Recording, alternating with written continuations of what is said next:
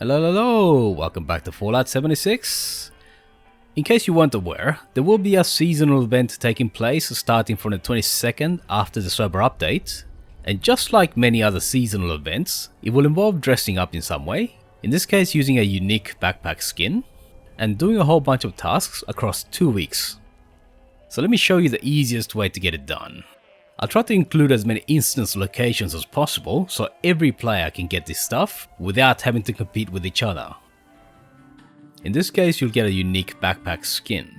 It's not there yet, but once the update comes along, go to the item shop, typically it's under the special section, and it may be here at the bottom.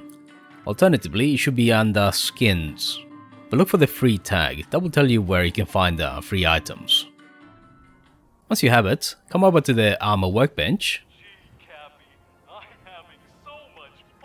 and modify your backpack. Go to the skin and it should be here. I believe that it will be called the money bag skin. If you don't have a backpack, although every character should start with a backpack, go to craft and then there's a section for backpacks. You might not have access to the standard backpack, but any backpack will do.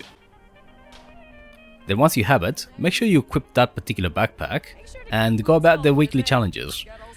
For those of you who like power armor, just be mindful that being in power armor actually removes your backpack. So make sure that you get out of your power armor and have your backpack equipped while you meet the challenges.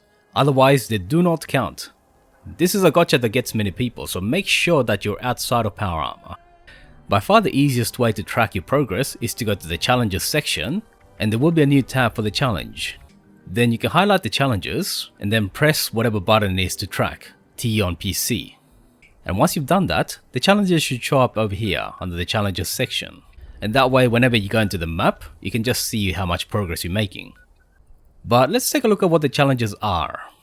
They're divided across 2 weeks, and as always the challenges tend to follow the theme, in this case heist related.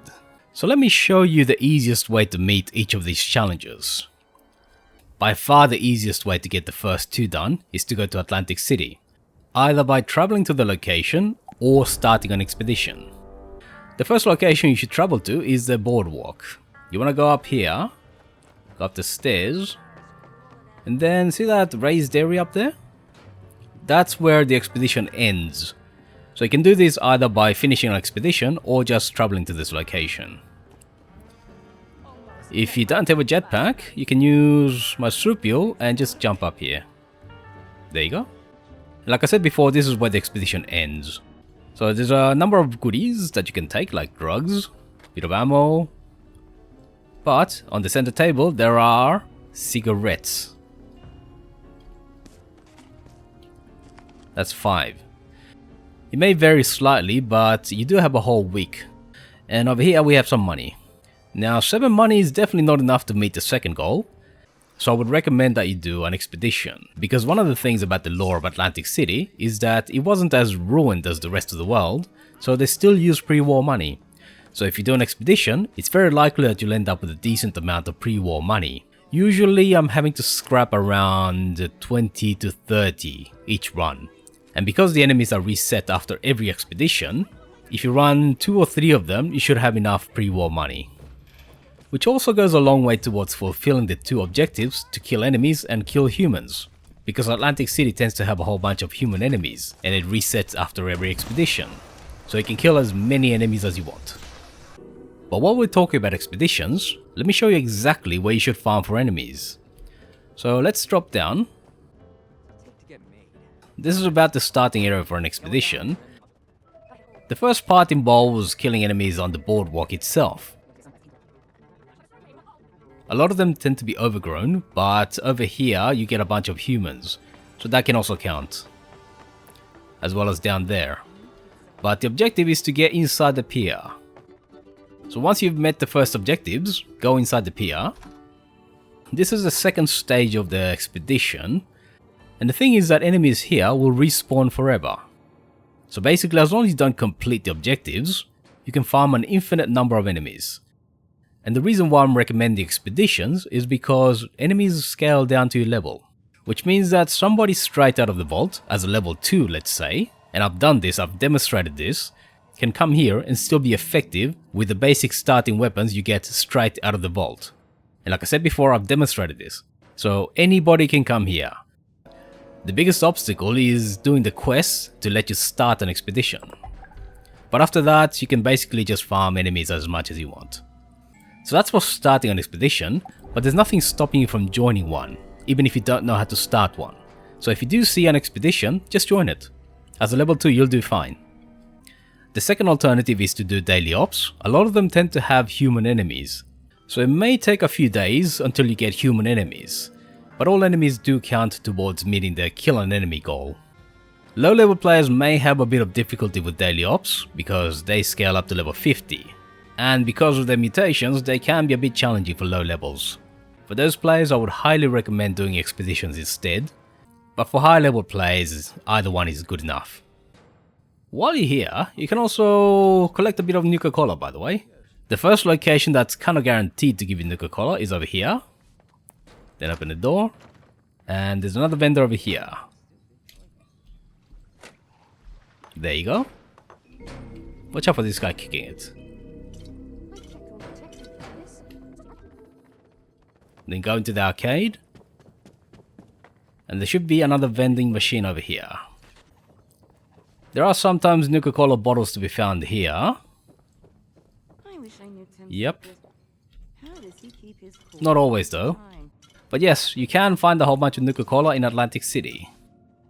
But if you are struggling to find enough humans, then another location is Watoga Underground.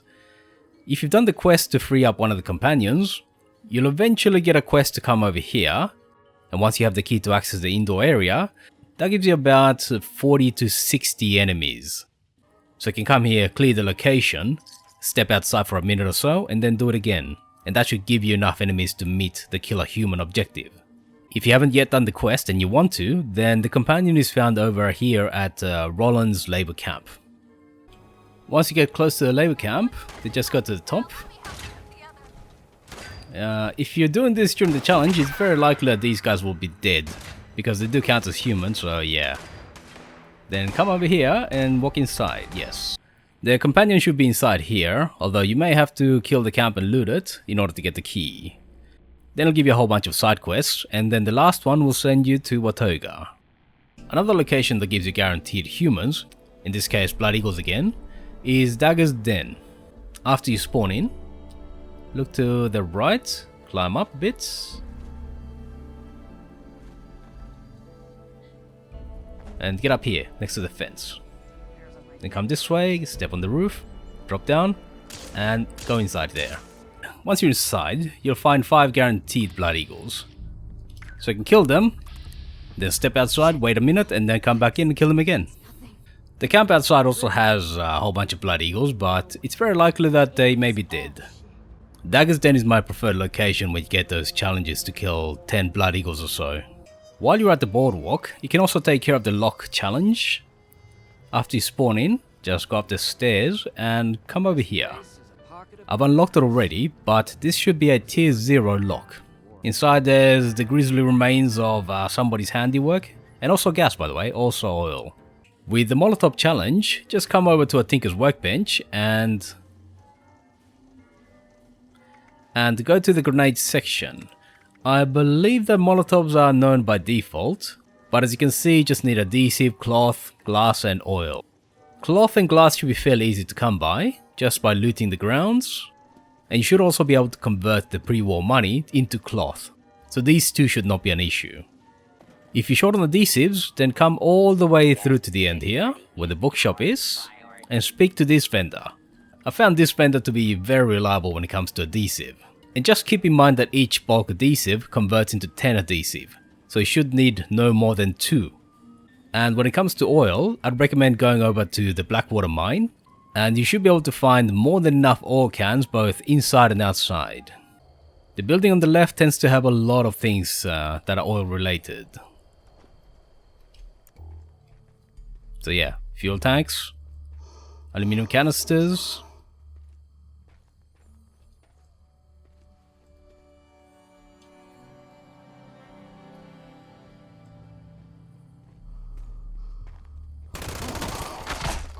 So make sure to loot all the lockers as well, all the containers.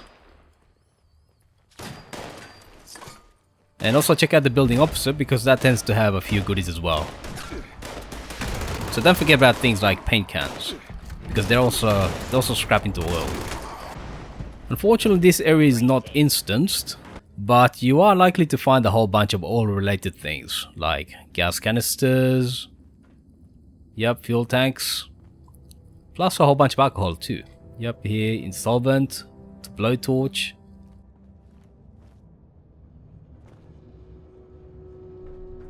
But like I said before, sadly this is not an instanced area, so unfortunately it's very likely that it may be cleaned out. But the second place you can check out is the Silver Homestead. You want to head over to the barn over there. And while you're here, you may also want to harvest corn and razor grain and make yourself some alcohols, because you're gonna need them for the second week. And if you go further past Billings Homestead, you should find some razor grain over here as well. But anyway, back to the point, let's go into this shed over here, which has a whole heap of fuel related things inside. Yes, Mr. Handy Fuels. These should convert into 5 oil, I think. So there's quite a lot. Look upstairs as well. Yep, there's a blowtorch over there. Yep, canisters. Yep, canisters. So this place is very good when it comes to oil. You can also check out locations like a Darling Sisters lab that tend to have soap. It shouldn't take you too long to find the materials to craft a couple of Molotovs, but before you do that, make sure that you equip Super Duper under luck if you have the card. That way you have a chance to get more bang for your buck. And for the silver, I think the most reliable way to find silver is to simply buy items that have silver. So if you go to the Artisan's Corner, turn around, and there's the Aurum shop. Speak to this vendor. She's guaranteed to have both silver and gold items. So as you can see here, every player should be able to buy enough silver items to meet the week 1 goals. And for the second week, you can just repeat the process to buy gold. The inventory for the vendors refreshes on a daily basis, so even if it takes you a couple of days, you should be able to buy enough. An alternative is to kill ghouls around the White Spring Resort, because they have a good chance to drop silver and gold items. But that's not guaranteed, so if you want to save yourself some time, then caps is the way to do it. Okay, so that should take care of the first week's challenges, so let's move on to the second week. Let's start off with the stim packs. By far the easiest way is just to do a raid stage, and you're guaranteed to get like dozens and dozens of chems. Another option is to do something like a daily op, because enemies tend to drop stim packs. Or alternatively, do expeditions, because enemies also tend to drop stim packs. But if you are having difficulty, then one really easy way is to simply craft diluted stim packs, or diluted something else. All you need is some purified water and whatever chem you're cutting. So it could be right away or stim packs. But before you craft anything, make sure that you equip the chemist perk, which doubles whatever you craft, and super duper, which gives you a chance to double. So that should allow you to get 4 chems, in this case diluted stim packs, for the price of 1. So even people who might be having difficulty with events, or expeditions or daily ops, or might be short on stim packs, they should also be able to meet that goal without too much difficulty. If you lack in purified water, then just go around player camps, and most people tend to have a whole bunch of producers, so take as many as you need. So for the 3 cigar boxes you need, you can come to the White Spring, and it's an instanced area. And if you come over here, there's a guaranteed cigar box over there. You should be able to come back every day and pick one up. But if you're not willing to wait a couple of days and you're in a real rush, then travel over to Atlantic City and the Casino Quarter. And once you've spawned in, just run all the way across and get into the nightclub, which is over here.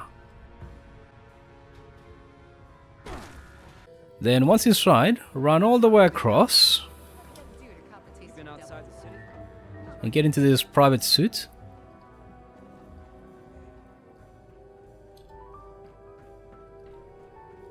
And there should be a cigar box right there. There's also a unique cat in here as well.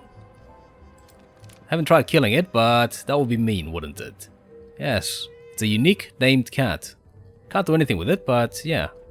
I don't know if it was meant to play some kind of part in the story or something else, but it's there. Then for the last cigar box, you want to get into the casino. and then go into the kitchen area. Go all the way across. Inside the office, there is a cigar box, as well as pre-war money, and the High Roller's Lounge key, if you didn't already have it. And then for the alcoholic beverages, you can come to any kind of brewery station. You can find one at the Artisan's Corner. Beer only takes 1 corn and 2 razor grain. Whiskey takes 3 corn and 2 razor grain. And the same goes for bourbon. So like I said before, Silver Homestead and Billings Homestead have more than enough razor grain and corn. I don't know if it has to be a fermented drink, but I believe if you drink the fermentable drinks, it should still count. So that should be easy to do. And when it comes to ballistic ammo, I would highly recommend that you craft the railway spikes. They just require steel, and steel is the most abundant material in the game. Make sure to equip Super Duper once again. Plus Ammo Smith under agility. That should give you a guaranteed 5 spikes per 7 steel, and more if Super Duper kicks in. For the 50 Protectrons, you should hope that you get a daily ops with robots. That would be the easiest way to do it. But if you're not so lucky, then Sugar Grove tends to have a lot of robots, as well as Robco Research Center. They're both instanced areas, so you should just be able to walk in and kill as many robots as you want, or as you can find, step outside and repeat the process after a minute. Down to the south, Watoga also tends to have a lot of robots, but it's not an instanced area, so you are competing with other players. And when it comes to the last challenge, which is to unlock 3 terminals, travel over to Atlantic City and enter the casino. Once you're inside, then just come over here and enter this little room, and there is a terminal that is always locked. I don't know if it stays unlocked until the server resets, but if it does, then you can come back once a day and unlock it until you've done it 3 times. Alternatively, you can start an expedition, come here and just unlock the terminal, and then just quit the expedition and restart it again. The terminal should be locked at the start of every expedition, so if you start and cancel expeditions, you should be able to just get that done very quickly. In any case, that should be either the fastest or very close to the fastest way to get the challenges done. So I hope that I've been able to help you get this done with the least amount of hassle, so that you can get the rewards as quickly as possible. In any case, good luck and have fun out there.